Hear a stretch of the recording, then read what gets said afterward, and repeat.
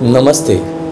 Welcome to our channel Kundalini Secret Science of Yoga. Search for Happiness. Part 3. A yogi in Samadhi or trance. All physical functions such as respiration, blood circulation, digestion, assimilation, and even metabolism are completely at a standstill when a yogi is under the influence of complete Samadhi or trance. The shaven hair in the face of that yogi will not grow even though you keep that body for days together. There will be no putrification in that yogi body, through the same can be experienced in other dead bodies. Then what is the difference between other dead bodies and so-called outwardly dead bodies of great yogi? Common dead carcasses decompose, showing no sign of life in them, while the so-called dead body of such yogi is an exception to the general rule of death symptoms. Such Samadhi-influenced body of exceptional yogis are intact without any putrification or decomposition, though kept for days together, and the life again restarts in that same Samadhi-influenced body of that great yogi when the Lord Yogi again comes to his physical sense level. Blood gushes through veins and arteries, lungs start breathing, and the yogi's body is again with vivacity which was totally absent at the time of Samadhi influences. This shows that there is such entity other than the physical existence which restarts all such physical functions in the body, which was as if a dead mass when the yogi was in Samadhi. This ultra-physical entity is termed as Jivatma or spirit, which runs its physical frame as an engine is propelled by an electric current. The Jivatma is the lord of the physical frame, which utilizes it like an instrument needed for its purpose. Hence, evolution is a concern with the Jivatma only and not with the physical body. It is the Jivatma which is the benefited through evolution and not physical body, which is lifeless without the help of Jivatma. Miraculous powers and miracles. A juggler takes a piece of cloth in his hands and blows chants on it. The cloth burns when left on ground. It is a miracle for those who do not know that the juggler spat a piece of phosphorus on the piece of cloth which began to catch fire when the dry phosphorus started burning while combining with oxygen in the air. So also is the case with the miracle experience or played by a yogi or even a sorcerer, who is always governed by the laws of nature which the common man does not know. The yogi goes deep down to be subtler laws of nature, becomes one with them, and hence can play the so-called miracle or wonders which are not at all miracles when understood properly. You cannot break the atom if it has no finer existence beyond its atomic stage.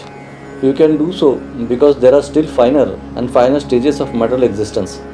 A yogi becomes one with such finer and finer stages of evolution, already evolved in the cosmic lux, and hence can play miraculous events. He does it with the help of his chitta or inner core, which is particularly the last entity of existence of the express stage of evolution. Electron is the last entity needed for the structural existence of the atom. The undulation created in the electron are bottled up in the relative existence of the atom to create some definite vibration in the atoms, which are termed as qualities of the same. Such electronic energy, if released outside, can be used in wireless, TV, and such other instruments.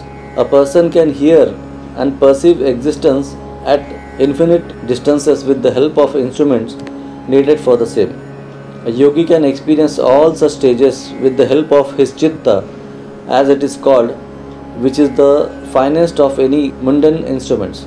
He can telehear, teletouch, teleview, teletaste, and telesmell any existence he wishes. But with the help of his all-purpose finest instrument, the chitta, the human body is the finest resultant of evolution, which has crossed all the physical existence right from a mole to man. We all know that amoeba is a living derivation from the heavy carbon molecule. The amoeba in its turn has evolved itself to the physical stage of a hydra and march its way towards jellyfish, crocodile, birds, and mammals, which are the time resultant of the march of evolution towards perfection.